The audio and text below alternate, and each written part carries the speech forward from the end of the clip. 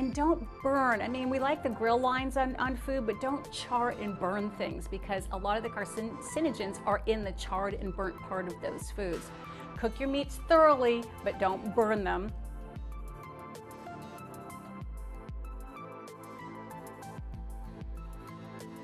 Americans love to grill, and not just in the summertime. I know people who grill all year long, even outside on their deck in the snow. And it's fun and it makes food taste good. And in the summer, certainly it's a basis of social interaction, all your fun barbecues and parties. However, there's a downside to grilling too. Certain substances form when you're grilling that increase the risk of cancer. These are called polycyclic aromatic hydrocarbons or heterocyclic amines. These can form when food is charred or burned, or also when the juice or the fat drips onto those coals and combusts. Carcinogens form, they come up with the smoke and sort of are deposited on whatever is on the grill.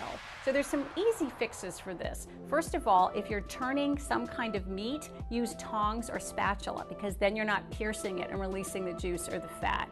Line your grill with tin foil and poke holes in it. That will help protect those carcinogens from rising back up again.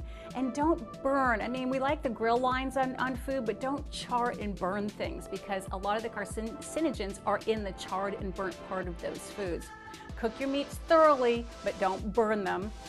And also, if you're going to use meat, use very lean, very little fat, cut off any visible fat, and marinate it in some sort of a vinegar or lemon marinade.